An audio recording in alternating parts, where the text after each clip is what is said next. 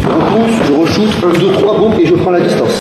Sur un low kick, on l'a déjà vu, on le revoit et après on ne le reverra plus. Peut-être en révision avant le... Attends, ça c'est stylé ça. Il y en a un dessus et un dessous. Tu veux lancer la nouvelle mode, j'accepte.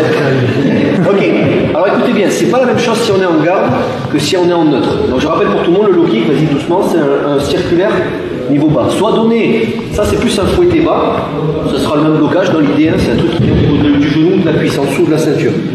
Dans l'idée, un low kick c'est avec le tibia, donc c'est quelque chose qui vous tétanise la jambe.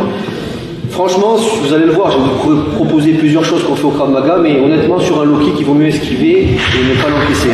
C'est un conseil, parce que vous tombez sur des gens qui ont l'habitude, ils vont vous tétaniser la cuisse. Le plus logique, c'est ça, quand il attaque, si on a le temps, toujours en garde, c'est de reculer. Et ça, normalement, on ne le voit pas venir, donc on se le prend. Sauf si vraiment le mec il a, vous voyez qu'il fait ça. Voilà. Donc tout est possible, il faut tout travailler. Donc ça, c'est le plus efficace, vous travaillez aussi en même temps que ce que je vais vous montrer maintenant. Vous faites le retrait arrière. Ah, vas-y. Je vous mets à la bonne distance, il me fait son low kick, retrait arrière, je rentre, boum, je shoot. Important aussi, mais pareil, il faut avoir double œil de lynx. Il me fait son low kick, vous anticipez directement. Mais là, on ne cherche pas si c'est un low kick, c'est dès qu'il bouge. Calmez-vous, on appelle ça le zen no zen en karaté, c'est-à-dire vraiment, on voit l'intention à travers ses yeux, on ressent, on dit voilà, ça va partir, il fait un geste suspect, ouais, je tape. Ça s'appelle anticiper, ça fait partie du Krav Maga. C'est pas du tout légitime défense vis-à-vis de la loi, parce qu'ils n'ont rien fait. Ils voulaient peut-être se gratter le nez, ou les péter le nez. Je vais dire au juge, je voulais aider à se gratter le nez, mais bon. Donc on va démarrer d'abord en garde passive ou active. Il m'envoie son low kick, vous allez bloquer en repoussant, frappe en bas, frappe en haut, du classique. Ce qu'il faut se concentrer, c'est quelle est la jambe qui est devant, est-ce que je bloque avec la jambe arrière, la jambe avant ou quoi. Retenez un truc mémotechnique, quand ça va venir, quand on est en garde, retenez, alors il fait soit jambe avant, soit jambe arrière. Ça c'est pour la orange. Si c'est la jambe arrière, ça va être la jambe avant qui va bloquer. Si c'est sa jambe avant, c'est aussi la jambe avant qui va bloquer parce que moi je suis en garde, c'est-à-dire vas-y, fais avec sa main, ça va être ça.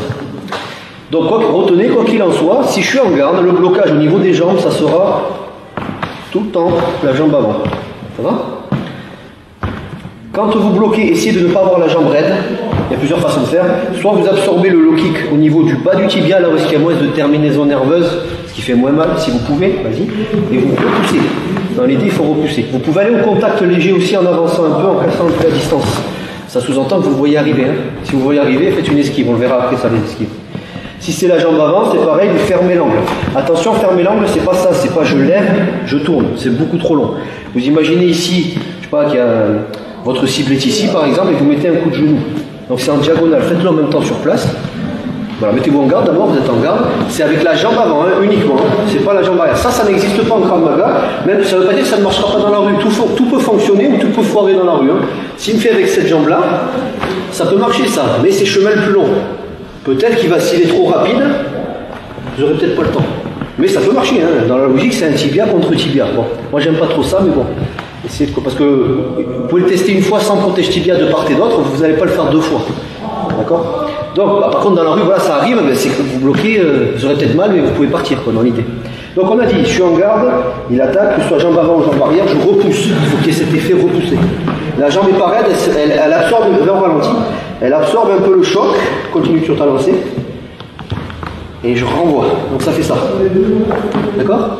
Le plus bas du tibia possible. D'accord? Ensuite, une fois que c'est fait, ça peut être l'autre jambe, je ferme l'angle, je récupère la jambe, frappe en bas, contrôle, frappe en haut, distance. C'est un exemple. Après, vous greffez par-dessus les clés, ce que vous voulez. On refait une dernière fois. Arrière, je repousse, je re-shoot, 1, 2, 3, boum, et je prends la distance. Si c'est jambe avant, pareil, je ferme l'angle. Si tu souhaites aller encore plus loin, à savoir décupler tes connaissances en self-défense, devenir confiant et efficace en situation réelle, mais ce que je t'invite à faire, c'est à cliquer juste ici. Formation offerte, ou encore sur le lien qui est en description juste sous la vidéo. Voilà, j'espère que la vidéo d'aujourd'hui t'a plu et que t'a aidé à progresser un petit peu plus. Quant à moi, je te retrouve de l'autre côté pour commencer ta formation vidéo offerte. À tout de suite.